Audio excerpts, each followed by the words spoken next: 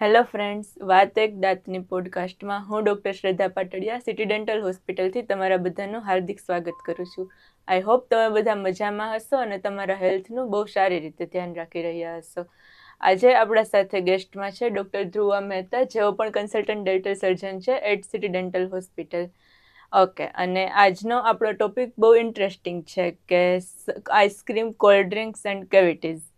Summer vacation આવે છે તો આપણે આપણા ઓરલ હેલ્થ માટે શું ધ્યાન રાખી શકીએ એના વિશે મેડમ આપણને ટિપ્સ આપવાના છે આજે, રાઈટ? ઓકે, સ્ટાર્ટ કરીએ. ચોક્કસ. ઓકે મેડમ, અમારો ફર્સ્ટ ક્વેશ્ચન છે કે summer is all about cold drinks and ice creams, but આ બધું આપણા ટીથને કઈ રીતે અફેક્ટ કરશે અને એના માટે આપણે શું કેર કરવાની રહેશે?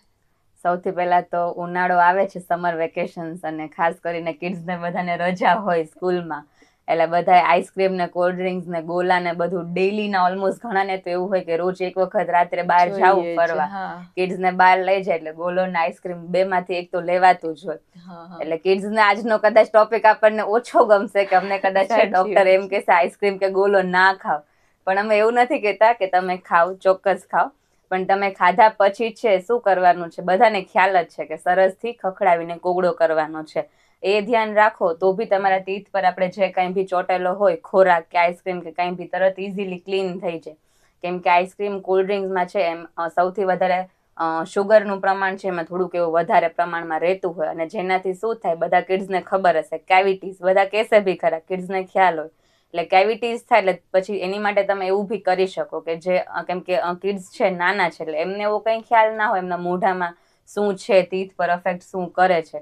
તો જેમના હોય ઘરમાં મોટા પેરેન્ટ્સ કે એવું કરે કે એવરી વીકમાં એક વખત છે એમના કિડ્સના ટીથને ચેક કરે, કદાચ એવું એમને કંઈ દેખાય બ્લેક કલરનું સ્પોટ તો એ તરત છે એમને જે કંઈ બી નજીકની હોય ડેન્ટલ હોસ્પિટલ, ક્લિનિક, ત્યાં જઈને ચોક્કસ છે પ્રમાણે બતાવી શકે. એટલે આવું એક છે તમે કરી શકો, કેમ કે કેવિટીઝ જો વધારે વધતી ગઈ તો પછી છે તમારા બાળકને પેઇન થાય, કે પછી જો આપણા પોતાના જ મોઢામાં હોય, આપણે કદાચ પોતે મોટા હોય, આપણે જો કરી અવોઇડ તો બી આપણને ખ્યાલ છે ઘણા બધા લોકોએ રૂટ કેનાલ છે, ક્રાઉન્સ ને કેપિંગ ને બધું કરાવેલું રહેતું હોય. એટલે એનાથી અવોઇડ થવા માટેનું બેસ્ટ રસ્તો છે કે જો હોય કેવિટી તો તરત જ તમારે નજીકના ડેન્ટિસ્ટ પાસે જઈને ચોક્કસ એની ટ્રીટમેન્ટ કરાવવી જોઈએ તો વધારે પ્રમાણમાં આગળ ના વધે. ઓકે, યસ, એકદમ સાચી વાત છે મેડમ. પણ તો પછી આપણી પાસે અલ્ટરનેટ ઓપ્શન શું છે કે સુગર ફૂડ ના ખાઈએ અને એના બદલે શું ખાઈ શકીએ? કેમ કે આઈસ્ક્રીમ એ બધાનું ફેવરિટ છે તો એમાં આપણે ના તો નહીં કહી શકીએ. ના ના, મેડમની વાત સાચી છે. આઈસ્ક્રીમ ના કહેશો તો બાળકો બધા આપણી હોસ્પિટલમાં આપણને પકડવા આવશે કે આજ મેડમ છે જેમણે આઈસ્ક્રીમ ખાવાની ના પાડી છે. ના, ચોક્કસપણે આઈસ્ક્રીમ, ગોલો તમે બધા ખાઓ, કોલ્ડ ડ્રિંક્સ પીવો, એમાં ના નથી, બટ એવરી ડે માટે નથી હિતાવો. એવું હોય તો તમે એક વીકમાં કોઈ એક દિવસ એવો ફિક્સ રાખો કે એક જ દિવસે છે તમે એવું કંઈ બી ફૂડ છે લ્યો, અને બાકી બધા દિવસોમાં તમે એવું કરી શકો કે કાકડી છે કે પછી ગાજર છે, એપલ, સફરજન છે, ને એક તમે બાઈટ લ્યો તો એ બી એટલી જ સારી છે, તો તમે એ બધા ફૂડ છે તમે લઈ શકો. ઓકે, ધેટ વિલ એ બી વધારે સારા છે, હેલ્ધી છે, અને ઓપ્શન. આમ બી તમારા બોડી માટે બી સારું જ છે. આઈસ્ક્રીમ ના બદલે તો વધારે જ સારું કહી શકાય, સફરજન, કાકડી છે કે બધું. અને એ સિવાય આપણે દહીં છે તમે એ બી લઈ શકો, ડેરી પ્રોડક્ટ્સ છે એ બી તમારા ટીથ માટે, ચીઝ ને બધું સારું રહે તો તમે એ બી લઈ શકો અલ્ટરનેટ ઓપ્શનમાં, અને હેલ્ધી પણ રહેશે તમારા કિડ્સ માટે બી. ઓકે, અને મેડમ અમારો થર્ડ ક્વેશ્ચન એ છે કે હવે સમર વેકેશન આવે છે તો લોકો ટ્રીપ પર જશે, ટ્રાવેલ કરશે, તો ત્યાં એ લોકોએ શું કેર કરવી જોઈએ એમના ઓરલ હેલ્થ માટે? આ મેડમનો ક્વેશ્ચન બહુ સારો છે, કેમ કે અત્યારે સમર વેકેશન છે એટલે ઘણા લોકોએ તો બહુ બધું પ્રી પ્લાન બુકિંગ કરી દીધું હોય 3-4 મહિના પહેલા છે કે આપણે આ મહિનામાં આ જગ્યાએ જવાના છીએ, અને ડેઝ બી ફિક્સ જ હોય કે આપણે આટલા ડેઝ માટે તો જવાના જ છે, 15 ડેઝ છે, 7 ડેઝ છે કે જે બી હોય. તો તમે એવું કરી શકો, ફર્સ્ટ તો કે જ્યારે તમે તમારું બેગ પેક કરો ત્યારે એમાં ખાસ કરીને 3 વસ્તુ તમારે રાખવાની છે: ટૂથપેસ્ટ, ટૂથબ્રશ, અને તમારે ટંગને ક્લીન કરવા માટેનું ટંગ ક્લીનર. એટલે આ 3 વસ્તુ તમારે ખાસ કરીને બેગમાં નાખી દેવાની, જેથી કરીને તમે જે જગ્યાએ જાઓ છો ત્યાં તમે પ્રોપરલી 2 ટાઈમ બ્રશ કરી શકો. કેમ કે બહાર જઈએ છીએ, જરૂરી નથી કે તમે એવરી ડે 2 ટાઈમ બ્રશ કરવા માટે હોય. બહાર ગયા હોય, થાકી ગયા હોય, સૂઈ ગયા હોય તો એકાદ વખત ચાલે, કંઈ વાંધો નહીં, બટ ટ્રાય એવી કરવાની કે તમે 2 ટાઈમ બ્રશ કરો, અને આફ્ટર એવરી મીલ ગાર્ગલ કરવા ઇઝ મસ્ટ, કે એ તો તમે કરી શકો. તમે કોઈ બી જગ્યાએ બહાર જમો તો બી પાણી આપણી બધા પાસે અવેલેબલ હોય, યસ. તો તમે એ 2 વસ્તુ તો છે ડેઈલી માટે ટ્રાવેલિંગ દરમિયાન ભી કરી શકો, તો તમારા ટીથ સરસ જ રહેશે, એમાં કઈ પ્રોબ્લેમ ઓકે, નહીં વી કેન ઓલ્સો એડ ફ્લોસ. થાય. હા, ફ્લોસ ભી તમે કરી શકો ટીથ પર, એ ભી બરોબર છે. ઓકે મેડમ, આપણો 4th ક્વેશ્ચન એ છે કે basic summer oral care tips શું હશે બધા માટે?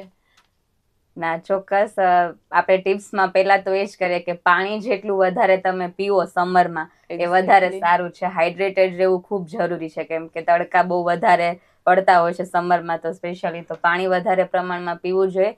બીજું છે કે 2 ટાઈમ બ્રશ કરવાનું છે. સમર હોય કે વિન્ટર હોય કે 365 ડેઝ તમે યાદ રાખો તો 2 ટાઈમ બ્રશ કરવાનું. હવે ઘણી વખત એક તમને હજી ટિપ્સ આપું કે બ્રશ છે બધા લોકો આવી રીતના છે એ વધારે કરતા હોય. તમારામાંથી છે, હા, 90% લોકો આવી રીતના જ કરતા હોય. અમારી પાસે બધા પેશન્ટ્સ આવતા હોય. બટ સાચી પ્રોપર ટેકનિક એવું છે કે તમારા બ્રશને 45 ડિગ્રીએ રાખવાનું છે આ રીતના, ધેન થોડુંક રાઉન્ડ કરી એન્ડ અપ ટુ ડાઉન આવી રીતના જવાનું છે. ઉપરના ટીથ માટે આ છે, અને એક સાથે 3 ટીથને લેવાના છે.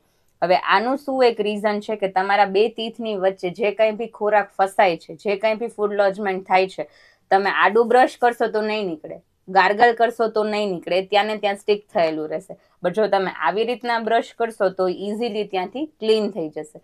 સેમ તમારા નીચેના ટીથ છે તો એવી જ રીતના બ્રશને 45 ડિગ્રી રાખી સેજ રાઉન્ડ કરી અને નીચેથી ઉપર તરફ આવી રીતના જવાનું છે. તો સેમ નીચે જે કંઈ ફૂડ લોજમેન્ટ થતું હોય એ ઇઝીલી ક્લીન થઈ જાય. ઉપર પાછળની સાઈડમાં છે ત્યાં તો બધા અવોઇડ જ કરતા, કેમ કે સવારમાં મોડા ઉઠ્યા હોય એટલે જેટલો ટાઈમ હોય 1-2 મિનિટમાં બ્રશ કરીને બધા નીકળી જતા હોય જનરલી. બટ આવી રીતના છે 2 ટાઈમ બ્રશ કરવાનું છે. પાછળના ટીથમાં બ્રશને ઊભું રાખી અને આવી રીતના ક્લીન કરવાનું છે. નીચે છે તો નીચે પણ આવી રીતના, બરાબર. અહીંયા આપણે આવી રીતના કરતા હોઈએ છીએ કેમ કે એ ટેકનિક આપણને ખ્યાલ છે, બટ આ ટેકનિક છે એમાં ઘણો એવો ફેર રહેતો હોય. તો આવી રીતના છે 2 ટાઈમ બ્રશ કરવાનું છે. કદાચ કોઈ વખત છે રાતનું બ્રશ કરવાનું સ્કીપ થઈ ગયું હોય, એવું બની શકે. અમારાથી બી થાય છે, એવું નથી કે અમે ડેઈલી 2 ટાઈમ બ્રશ કરતા જ હોય. અમે થાકી જતા હોય, હેલ્થ સારી ના હોય, ક્યાંક બહાર ગયા હોય તો રાત્રે સ્કીપ થઈ શકે તો ચાલે, બટ ક્યારેક ડેઈલી માટે તો 2 ટાઈમ બ્રશ કરવાનું હેબિટમાં રાખવાનું. કિડ્સને બી એવી જ રીતના ટ્રેન કરવાના. 3rd વન છે કે ફ્લોરાઇડ વાળી ટૂથપેસ્ટ છે, એ એક મસ્ત છે કે તમે એ યુઝ કરો. ટૂથપેસ્ટને એવું નથી કે તમે કોલગેટ જ વાપરો, સેન્સોડાઇન વાપરો, કોઈ બી કંપનીની ટૂથપેસ્ટ હોય, બસ જસ્ટ ખાલી એમાં ચેક કરવાનું કે ફ્લોરાઇડ છે કે નહીં, એ તમારા ટીથ માટે સારું રહેશે. એટલે એ એક ધ્યાન રાખવાનું છે. એન્ડ આફ્ટર એવરી મીલ છે ગાર્ગલ કરવાના, એ જેમ આપણે પહેલા વાત કરીએ એ બી મસ્ત છે. એટલે તમે આટલી વસ્તુ ફોલો કરો તો નોટ ઓનલી ખાલી સમરમાં બટ વિન્ટર હોય કે કોઈ બી સિઝન હોય, તમારા ટીથ સારા ને સારા જ રહે. આટલી ટિપ્સ ફોલો કરવાની છે. એન્ડ હા, એવરી 6 મંથ છે તમે ડેન્ટલ વિઝિટ એક કરી લ્યો, તો કંઈ બી નાના મોટું હોય તો તરત આપણે છે ટ્રીટ કરી શકીએ, બહુ વધારે આગળ પ્રમાણમાં ના જાય. તો આટલું ફોલો કરીએ એટલે તો ઇનફ છે. અને બીજું અમારે સિટી ડેન્ટલ હોસ્પિટલમાં પણ અત્યારે સ્પેશિયલ સમર વેકેશન માટે જ છે કિડ્સ માટે એવરી ડે 2 to 5 માં મેં રાખ્યું છે ફ્રી ચેકઅપનું ને છે. તો ચોક્કસ જેને બી વિઝિટ કરવી હોય એ કરી શકે, કેમ કે સમર વેકેશનમાં જેવું છે કે કિડ્સને રજા હોય, બાકી ચાલુ દિવસોમાં તો આખો દિવસ સ્કૂલ, ટ્યુશનમાં, રમવામાં ને એમાં જ બધા બિઝી હોય. એટલે સમરમાં જ સ્પેશિયલ એવું છે કે એમને બી વેકેશન હોય ને બતાવવા માટે આવી શકે. તો ચોક્કસ વિઝિટનો લાભ લઈ શકે. તમે કીધું જે રીતે કે રમવામાં હોય છે, તો સ્પોર્ટ્સ વખતે શું એ લોકો ધ્યાન રાખી શકે આઉટડોર સ્પોર્ટ્સ માટે? મેડમનો આ ક્વેશ્ચન બી બહુ સારો છે કે સ્પોર્ટ્સ વખતે કેવું થાય કે અત્યારે છે ને આખો દિવસ તો જ્યારે કોઈ બધાને સ્કૂલ ચાલુ હોય ત્યારે સવારે સ્કૂલ હોય, બપોરે સ્કૂલ હોય, ટ્યુશન હોય, એ લોકોને રમવાનો એટલો ટાઈમ ના મળે. પણ વેકેશનમાં એવું હોય કે બધા બહાર છે, બધા વધારે ગ્રાઉન્ડમાં ને એમાં રમતા હોય. તો ફૂટબોલ, ક્રિકેટ રમતી વખતે એવું થાય કે કદાચ ચાલતા ચાલતા પડી ગયા તો એમના આગળના દાંત છે, નીચેના બધા દાંતમાં છે ક્રેક થઈ જાય, દાંતનું તૂટી જવું. ઘણા બધા લોકોએ સાંભળ્યું હશે, ઘણા બધા લોકોના ફેમિલીમાં થયું પણ હશે એવું કે કોઈના પડતી વખતે આગળના દાંત છે તૂટી ગયા, કે દાંતમાં ક્રેક થઈ ગઈ, અહીંયા ક્રેક થઈ ગયું બનતું હોય. એની માટે આપણી પાસે છે માઉથ ગાર્ડનો એક ઓપ્શન આવતો હોય છે કે જો તમે તમારા કિડ્સને પહેરાવો તો જો એ કદાચ પડી બી જાય તો એના ટીથમાં કે ત્યાં કાંઈ નુકસાન નથી થતું, ઇન્જરી કાંઈ નહીં થાય. તો એ એક છે સૌથી સેફ છે તમારા કિડ્સને. પછી કોઈને ચિંતા બી ના રહે કદાચ રમતા રમતા પડી જાય તો બી, કેમ કે આખું એક આપણને પ્રોટેક્શન મળી જાય આપણા ટીથને. માઉથ ગાર્ડ એક ખૂબ સારો ઓપ્શન છે, તો તમે એ બી સમર વેકેશનમાં સ્પેશિયલી બધા રમતા હોય તો તમે કરાવી શકો એમ.